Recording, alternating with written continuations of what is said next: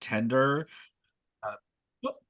uh, that's a very tender kind of relationship. And so to make sure that you recognize that does go on between folks. So and the variable are a lot of things, right? Culture, gender can impact power. Age certainly impacts power.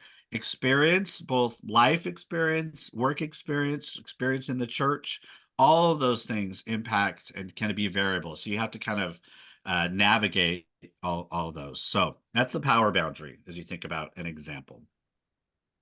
Another example that I want to give is a protection boundary for ruling elders. So I think this one is one of those that is very difficult sometimes to clearly establish expectations for and maintain confidentiality as needed and agreed upon. When you are a ruling elder, you have to have your session, and you with people need to have a very clear understanding of confidentiality and what that means. When you're talking with someone, you're meeting with someone, or session is meeting, to be overly clear and communicative about whether this conversation is held as confidential or not. Because I think a lot of folks assume that what they say to a pastor maybe could be kept in confidence, but I'm not sure people always assume elders hold things in confidence, which you just got to have some clarity about that. I think sometimes what happens, the negative, if folks don't know if things are confidential or not, the outcome is generally people will not share as much and are not going to be as willing to be as honest and open about what's going on. And so being very overly clear about things. So like when I meet with somebody, even if it's so clear that this conversation is going to be held in confidence, I always actually say with my words, just so you know, everything you and I say together here stays here. And so so there's no mistake about what that kind of conversation is had. As session, you all need to be very clear about what is confidential and what is not, and to be extremely careful about that. Um, I think it's really unhealthy when everybody assumes that if you have a spouse or partner, that spouse or partner knows everything that elder does. Because that makes that body twice as big or a third as big, whatever, whoever might have folks, other extended family. Um, I think it's really important to say and maintain when it's confidential in a session, that it stays with the session members and it doesn't go to any extended family members. You'd be surprised how many times we'd be somewhere when I'm serving churches longer term, and everybody just assumed that my spouse knew everything that was going on in their life or in the church. And people would come up to her and just say, "Oh yeah," and just talk to her as if she knew, and she had no idea. Because I think that's a healthier boundary to make sure that everything stays within the understood and assumed space. So, healthy boundary. You have to create space where people can feel free and open to share and interact. So, if you, as a session, are talking about something very serious about the church, and you really want the ability to share openly and to tease ideas out and to possibly say something that or ask a question that needs to be asked but it might be a little awkward or uncomfortable, ensuring confidentiality and promising that to one another is really important, because once burned, it's going to be hard to do that again. But practiced, the more confidentiality you can have, the more protection you have, then the more apt you are to serve later, to share later. And again, the variable, culture, history, that history part's really important. It'd be interesting for your churches to ask what's been our history of how we exercise confidentiality, whether we were good at it or not, and figure out how you want to shift that. All right. Personhood boundary. This is another one as you're thinking about how you are moving through your church world.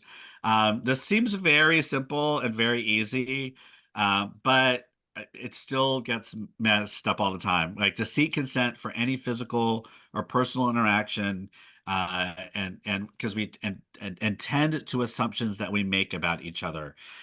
Because I think that with good intention, we just want to know people So there's one thing about physical consent that I think it's pretty well known. I always say, are you a hugger? If you're not, and read body cues, um, you know, just to figure out to make sure that any physical contact and in COVID life and pandemic life, notice if people are even willing to shake hands or not. Those kinds of things. To really make sure that you're seeking consent for how you physically interact.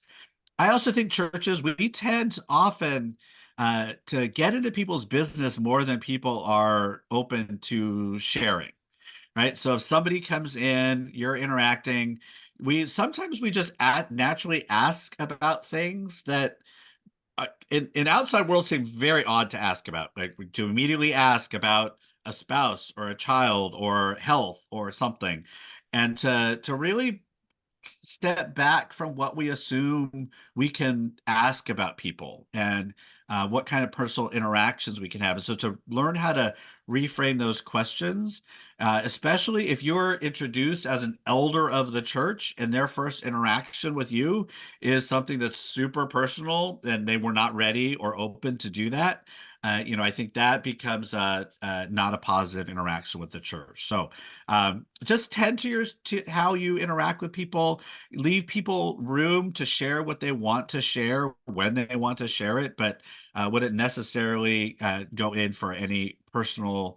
In some ways, we get physical consent for consent for physical interaction. In many ways, we need to figure out how you go about getting consent for personal interaction, and so not to assume too much. The intention is to really value other people's comfort and willingness to go deeper in relationship with the church, to let people open up as they are comfortable. And if we're able to do that in a way that is on their terms, then people are generally going to have a better relationship with us. If we're forcing and drawing information out because some reason we want to know it and we deserve to know it, which we don't deserve to know it, um, then that kind of helps people to not build that connection. So the intention is to really value people where they are, who they are, how they want to share information, how they want to have physical, contact, hugs, and those kind of things, as well as personal contact and interaction about what they're willing and when they're willing to share.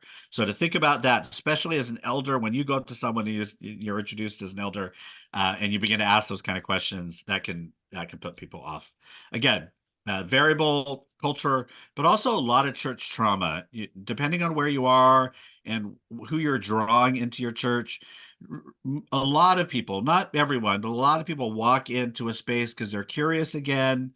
Something has happened in their life, but they've had very negative interactions with the church. And we want to do everything we can not to re traumatize or trigger those kinds of ideas or thoughts or the experiences for folks. So the more we can help to protect their personhood physically and personally, the better. So that's one. Last one want to get to is the renewal boundary, to think about boundaries as a way of renewal. And this one is important for both teaching and ruling elders. We talk a lot about this when I do teaching elder training, that the boundary and the behavior, the positive behavior, is to honor the expectations about time, energy, and Sabbath of yourself and others. That one of the things I think we do too often is we just do too much. I think we have tricked ourselves into thinking that the more we produce, the more we do, the more God loves us, the more faithful we are, even to the detriment of our own health, personally, our own spiritual health, our physical health. And without realizing that the more we pace ourselves and the more we kind of tend to our bodies, minds, and spirits, actually, the more productive and impactful we'll be in the future around our time, energy, and Sabbath. But we have this weird kind of Puritan work ethic that has infiltrated us. And I think part of this is realizing that we need to honor people's energy in their roles and their spaces. I think one of the things around this behavior is to honor whether what you're doing brings you joy or not. Does it feed your spirit? I've met with too many sessions and other leaders in the church, where what they're being called to do no longer feeds their spirit. And I think if the work you're called to do in the church is um, kind of sucking the life out of you, then you should not be doing it. And this doesn't mean that the work is easy or that it's comfortable or any of that, but it should be meaningful. It should feel like you are offering meaningful time and energy. And so we got to honor that expectation with others as well as ourselves. And part of this is to value needed time away so that you can renew yourself for the work and ministry of the church. I think it's important for ruling, teaching elders, everybody to step away from some things for a little bit at times so that you can rejuvenate, recreate, to step away from things that maybe you've been doing a long time, and it's more out of obligation and duty than it is out of calling, that it will eventually, wear on you. And so figuring out a way to step away, to take a rest, to take time so that you can renew yourself for the things that you're being called to do in the church and the rhythms through which those things are happening. The variable for that are life stage, right? I mean, depending on what's going on in your life, if you are a 20 something, that age and trying to, figure out work, life, school, all those, or, mid 20s and you're trying to figure out, probably the same things, work, life, school, as you get into kind of those 30s and 40s, and then it's 50, like you all have different rhythms and energy and time, and to just be able to honor those life stages that you are going through and to recognize that others are probably going through that helps to just honor the expectations about all of that. All right, so those are your four. I would encourage you to add any more that you may feel useful in the chat. If there are other boundaries in there that you feel are useful, that you've seen either go wrong or pop up well, and that way we can interact with that a little bit. All right, so that was a lot, I know. I'm gonna stop sharing and ask for responses from anything I've said, and then we'll go into some Q&A with each other. So, all right. So let me stop sharing. Woo, that was a lot. All right, everybody, take a deep breath in and out. I think I breathe. I exhaled a little bit in that. So there you go.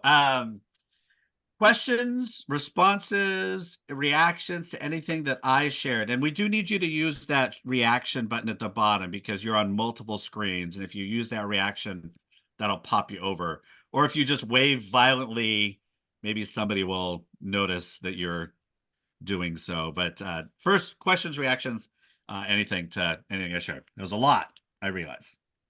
So Go we for do it. have a question from the chat. Okay, go for it. Is there guidance for when we are obligated to break confidentiality? And the example given is for this person at work, there are situations where they are a mandated reporter. Yeah, thank you. That's a good question. So, Minister of Word and Sacrament are mandating reporters. So I think that is. I do not believe that teaching elder or ruling elders are mandating reporters. And so now I think that you had that if that one-on-one kind of interaction is a little bit different, that would be one of those things. If you feel like you're getting into a space as a ruling elder that you're not comfortable with, a good practice is to get out of that space and just be able to say, I'm not comfortable with this conversation.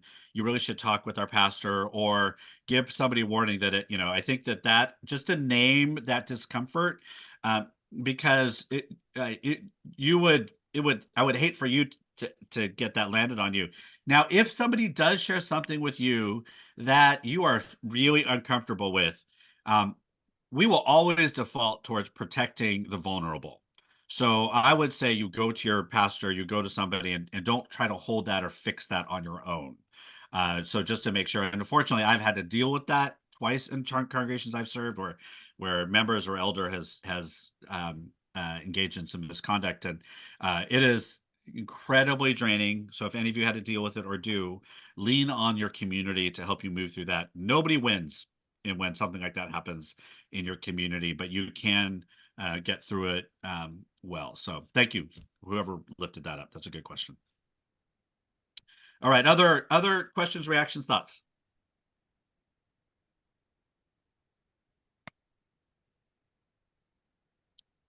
Oh my, really? I'll leave a little time for you introverts who are mulling things over in your mind.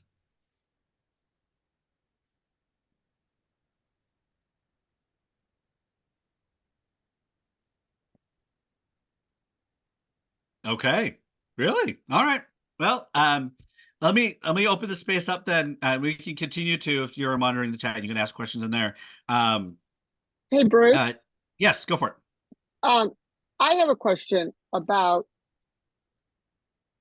it's boundaries of the ruling elders and between them and the teaching or the pastor, as far as expectations upon the pastor's time.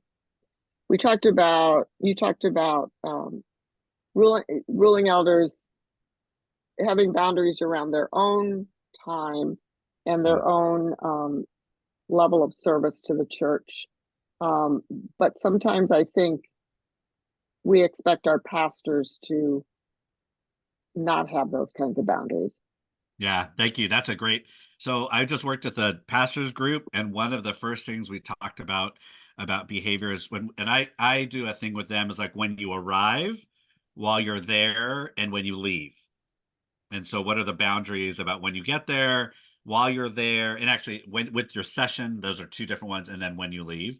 And what's coming up often at the beginning is when you arrive is to help determine what is urgent, like be very clear about what you consider urgent and non-urgent so that folks understand that it used to be when we had texting early on, when you text somebody, it was always urgent. Like you just got right back to somebody. And now texting has shifted a little bit.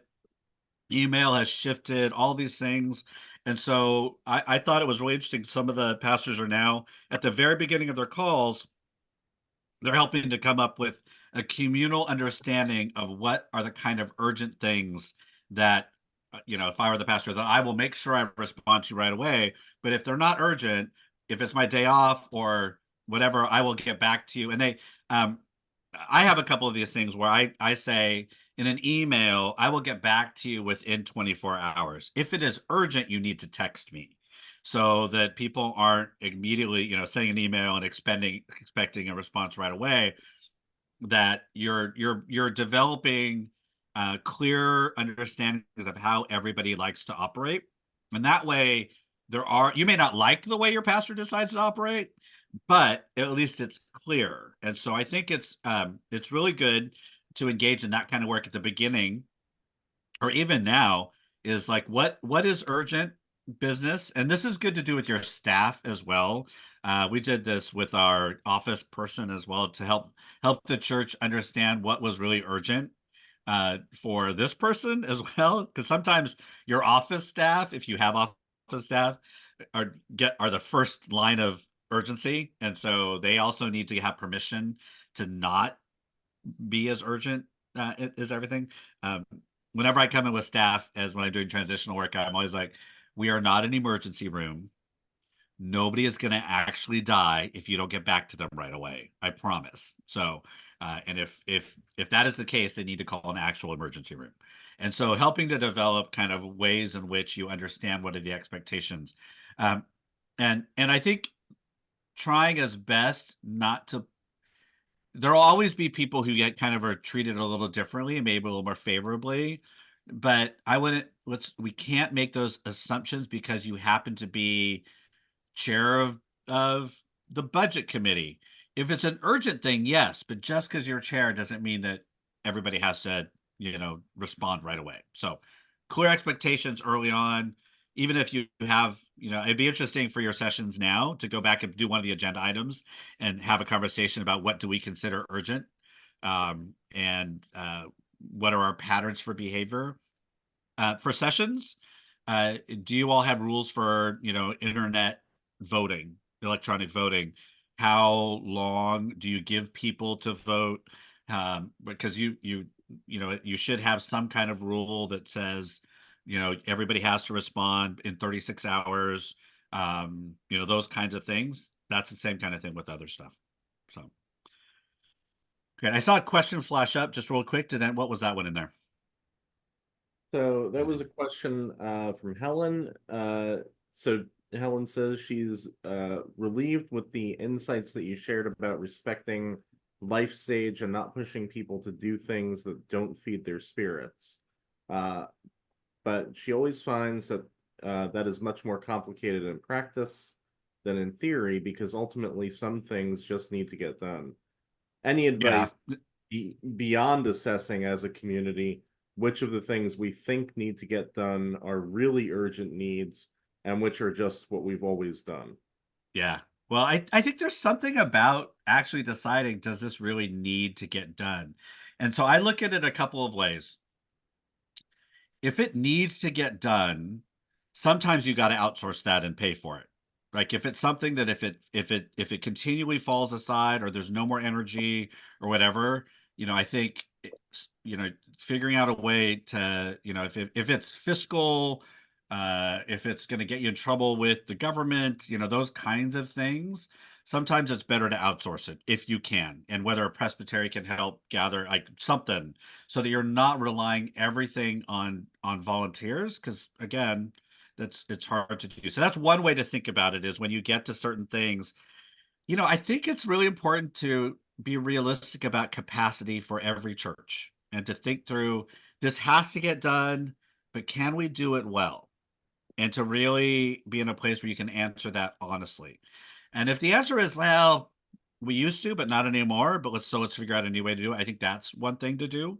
The other thing is to acknowledge, if somebody is doing it and they don't enjoy it and it's draining them, to acknowledge that and really promise that they only have to do it for a certain amount of time, and really stick to it, because the last thing any of us wants to do is to say yes to something with the idea that, well, they'll just keep doing it.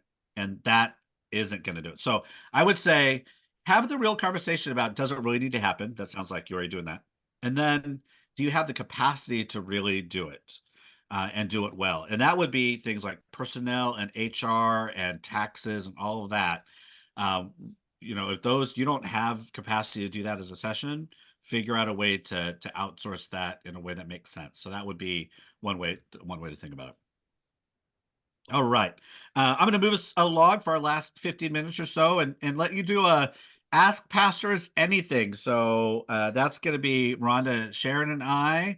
If you've ever wanted to ask a pastor about anything, about their boundaries, what they do, anything like that, I don't know if you ever get a chance to do that with people that aren't your pastors. So wanted to leave this time open. If there are things that have always been interested about, wanted to know when we arrive, when we leave, anything that's happened that you're like, I didn't really quite get what was going on, now is your time to ask. So you can use your raise hand, put it in the chat, and Rhonda, Sharon, and I will try to respond helpfully.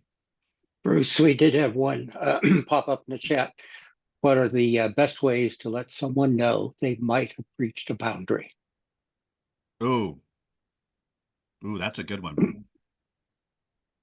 I'm always a fan of directness. Now, the variables are great in this. Gender, what the boundary is, you may need to have a third person there.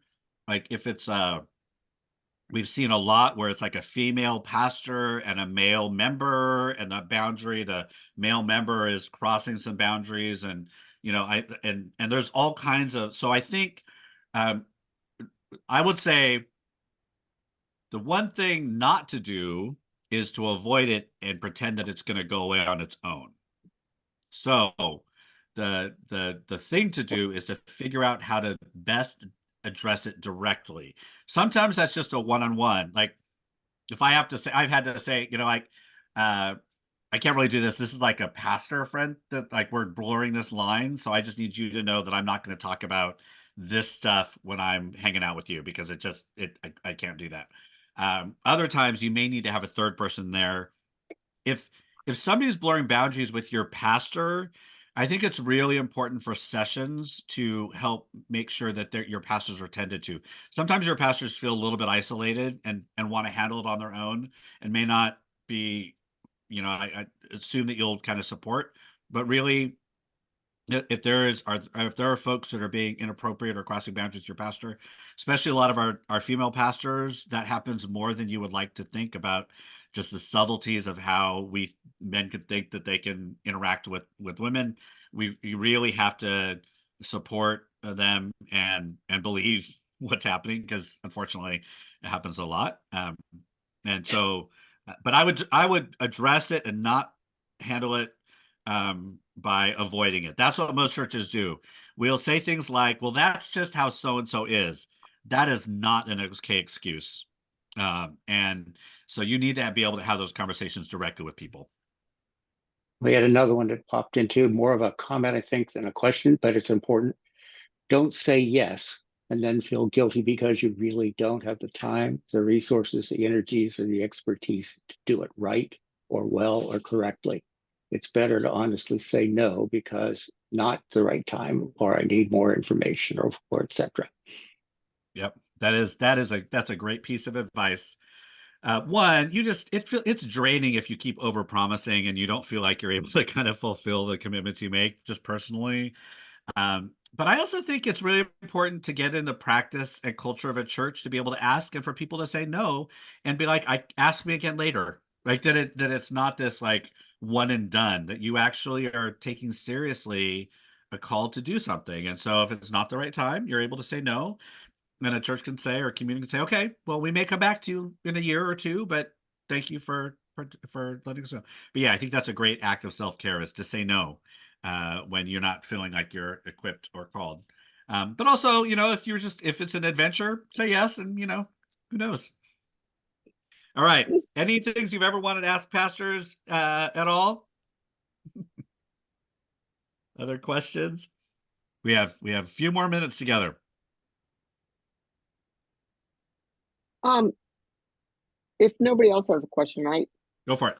I think that my experience in the last, I don't know, 4 years or 5 years or so is that our boundaries around how we communicate with each other have perhaps loosened, or people are not kind sometimes and feel a lot more free to yell at each other, or bully each other, or say things that you really wouldn't think that they would say to another child of God. And so how does a congregation put boundaries around how we speak with one another, how we communicate? No, that's a huge question, right? I mean, so let me frame it in the confines of session, because session does that to each other too, right? I mean, Oh yeah. I actually think that most of our sessions, uh, we've lost the impetus that we are spiritual leaders of the church and not just management. Yes, the church has to run, but at the same time, you have been called to a role to guide the spiritual life of a congregation that manifests itself through these other things that you do, but primarily your tasked with the spiritual welfare of the congregation. And I think when we're able to kind of really own that as a communal collaborative experience with your pastor, then we're more apt to see common vision and mission. So for instance, um, I love to serve communion every session meeting, and to have communion every session meeting, so we can start with this understanding that we're first and foremost the body of Christ. We are not first and foremost a board. Like, we are not a business group tasked with the management of. We are first and foremost the body of Christ, called into a unique role in the church. And when we start there, then I think our tone is different. So that's one of the things that I like to do with sessions, or to ask how you express your spiritual leadership with each other. And I do another thing at the end of your set of session meetings, which I encourage you to do, is ask the question at the end. I do a few questions, but one of them is always, what values did we express during our time together? So that you can begin to see how you are actually acting with one another. And those can even be bad. I mean, those could be like, yeah, we were kind of snippy with each other today. None of all of us had dinner before we came to session, so we were a little hangry. But or you begin to realize, oh, we were really open to hearing each other's different opinions. We were kind with each other. We laughed. We, whatever it was. But you begin to realize that how you interact with each other models and exemplifies how the body should be acting with one another. Again, it's not all La La Land and Pollyanna, everybody gets along, but you move through conflict with a little more kindness. So I think if a session can do that together, then that empowers you to see it, and if it's happening in a congregation, and say, hey, that's not who we are, and figure out how you do that as a larger church. So I would say practicing it together as session. And I did just write a piece. Rhonda referenced um, my newsletter, the amalgamation. I just did a post about how to make your meetings more meaningful, and that is one of them. Is to at the end is to ask the question, what values? If there was a stranger just watching us, what values did we express? What would they say about us? And that way, you begin to kind of assess a little bit about how you are together. So, thank you, Rhonda. All right, other questions? A few more minutes with you.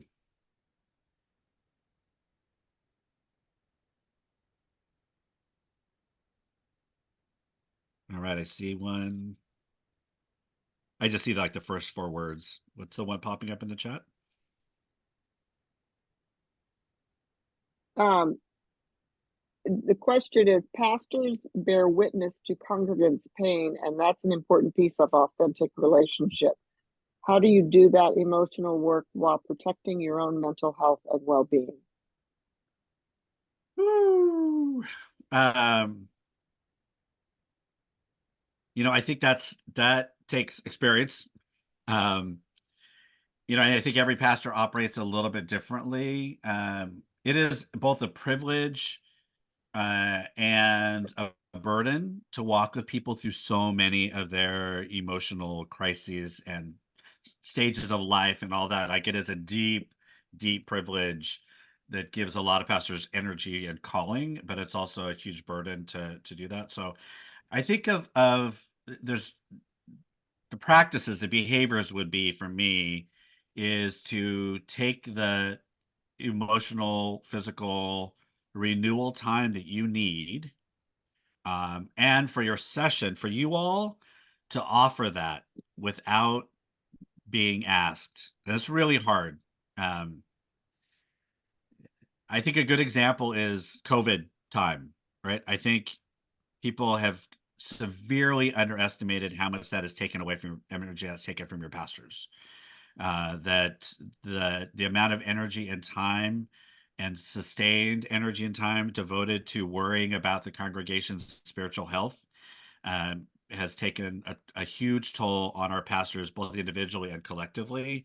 And then as soon as things started to shift back into whatever was normal, very few pastors took time to exhale from that intense time. And now some folks in other professions got a chance to do that, but pastors really didn't.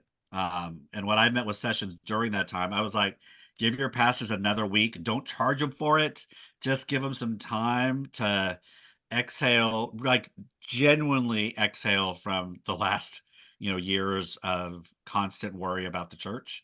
So, I think that pastors you have to, um, uh, you have to advocate for yourself and to make sure that you're tending to when you might be feeling like you are crossing emotional boundaries and maybe sharing too much with the church, or not performing at your best, or being your best self.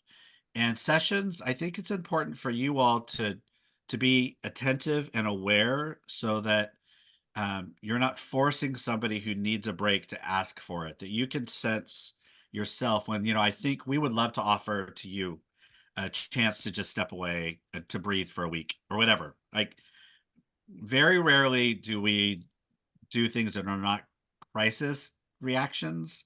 It would be really good if we could be a little more proactive about some of that. Because you are hearing, and I mean, you've been saying pastors are leaving churches, are burning out, are leaving ministry at a really high rate right now. And that's a lot of that, I think, is because we've underestimated the impact of COVID time and what has happened in the last year since. And so try to be really proactive about how you tend to your own spirit if you're pastors, and if you are session, to just be aware that that's probably an unspoken struggle that many of your pastors are going through. Rhonda probably knows about more of that in terms of how the pastors are doing, but because you have to bear the weight of us coming to you being like, Yeah. oh, Well, they've heard that before from me. I've been pretty outspoken about church, the necessity of churches to care for their pastors, because yeah, if they lose them, they're not getting another one anytime soon. yeah, Bruce, yep, Bruce, here's another one. yep, For a new pastor, what should yep. congregations and their leaders do during week 1 of their employment? Ooh, oh, love all over them. Yeah, that's great. So I think oh, that's a really good question. Like, what would if I arrived the first week, what would I really be like? That's lovely. Um, wow, that's a good question. That'd be a good one to ask pastors. I think for me, it would just be, um, oh God, I can think of a lot of things. There's one is just giving people space to breathe a little bit. Like, the first week is really just welcoming them into the space, um and introducing yourself in a way that is not asking for too much too early, but just letting them know, who you are, what's going on. um that's a good question. I don't think I have a great answer for that, other than um don't dump on them the first week about all the things you're mad about. Like, come and say hello, and then say, and you could even say, in a couple weeks, I'm going to come and tell you all the things that I want to tell you. But for today, for this week, welcome. Like, Yeah. um, yeah, offer Leaving them. yeah, leaving Go ahead, a Rhonda. leaving a plant or a bouquet of flowers or something on their desk with a nice note that says, "Welcome. We're so glad you're here." Here's a great place to go eat. Here's a great place to get Yep. yogurt. Here's a great place to do whatever. Like, just help if they're moving from an area, right? Help them to get Yeah. comfortable with the area. Yeah, as soon as they can feel like they're a local, like what would be helpful to make them feel like they're there? That would probably be lovely. But that's a great question. You know what? I'm going to add that to the training I do with the pastors, and that's a great question I can bring back to the next time I do it with elders. It's like, this is what would make I think pastors good. most pastors feel like the impetus is on them to make all the Mhm. contacts and host all the dinners and invite everybody out Ah, for coffee and do all that. So it would be helpful, speaking from a pastoral perspective, for the congregation to do some of that. Hey, why don't oh, you come over to my house for dinner? That way, number one, you don't have to cook. And number two, we can get to know each other instead of waiting for the pastor to always make the invitations, and then you're treating the pastor like they're the foreigner coming into this established community, rather sort of getting to know each other a little bit more organically. right. That would be huge. Yep. Yep. And it may be like that first week you take all that pressure off, and you just, here, we're gonna have a couple of potlucks, or somebody's gonna host something in their house. Stop by, just to kind of release the pressures of needing to, like, plan everything, like, exactly for I like, and so that would be good, just to make as many things accessible as possible. Susan, I see your hand is raised. Yes, our pastor is fairly new. He's maybe with us for about 16 months or so. But when he started at our church, what we did was we came up with a way to do like crock pot meals and things like that for the first couple weeks, because he wasn't necessarily, they didn't have everything turned on at their house. Oh, So we took we took that time to make meals, and that went on for several weeks, and we were, everybody pitched in. And the other thing was, we had a list of local places that he might have needed help with, like finding a new doctor, finding a new beautician, hairdresser, whatever, and all the local restaurants. And he really appreciated that. So I would say, those are some things that we did that I thought, and he even admitted he thought that was a big help to him. Oh, great. That's helpful. Yeah, just sneak in your local Airbnb and take their welcome packet and then just expand it for other things. I'm sure that Right. that'd be awesome. Well, good. All right, all. There's our hour. It is 7:30 your time, 4:30 mine. I'm about to go celebrate my middle child's 23rd birthday. Go have dinner with them. But I hope you all have good rest and everything. It was lovely to be with you. Thank you for giving your hour, not just today, but your time you do with your sessions and your churches. And I'm sure you do more than session and your whatever else you do in the church and in the world. Appreciate you all. So thank you for having me. Thank you for the invitation from the Presbyteries. And I will see you later. Ron, I will send a link to the slides for you so you can share those out. Oh, So good. that That was people a can. question that somebody asked me. Yeah, the Yeah, so I'll slides get will be that to you. available. So you can everybody can have the slides as well. And who knows, I may see you in 36 months. All right. Well, we did Who knows? record it. You can go, Bruce, if Okay. you All right. you need to. But All right. Thank you I'll- all. Have a great rest of your week and catch you later. Bye. I neglected to turn on the record button at the very beginning, but I got most of it. And so I'm going to send out a link to that, and I'll also send out the slides so if anybody wants them. So I hope this was helpful to at least get some good conversations going. Anyone else have any comments, questions? We promised an hour, so I don't want to keep anybody. Ron, no, I do. From Christ Yes. Presbyterian Church, yes. Is there like any type of paper correspondence or literature that each church could get? So when we meet as a session, we could go over, make copies of the papers and complete this task? Well, the slides that he has, that he used, I can send those to you in a PDF form that you could print out and go through with the whole session. That would be great. Thank you. Okay. Will they include his talking points or just Yes. the slides? They will include his. It'll just be what you saw. Okay, all right.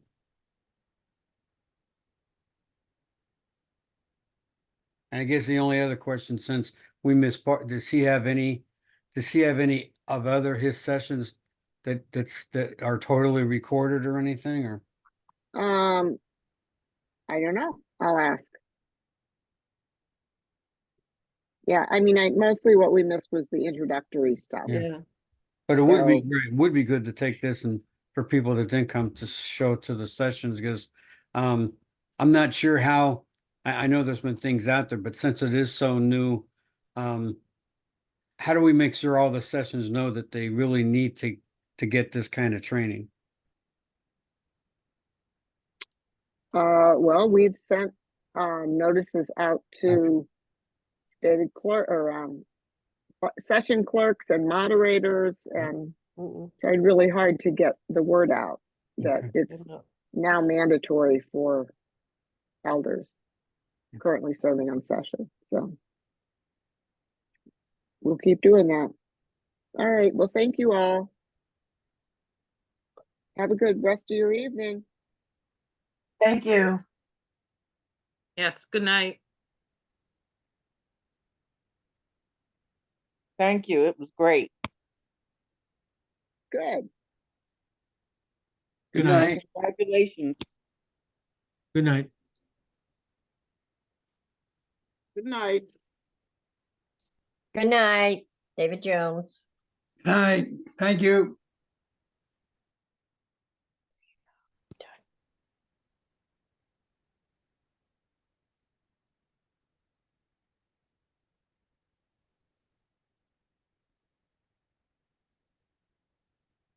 Okay, I guess that's a wrap. Thanks, Scott. Looks like it. Thanks, Rhonda. All right, bye. Bye.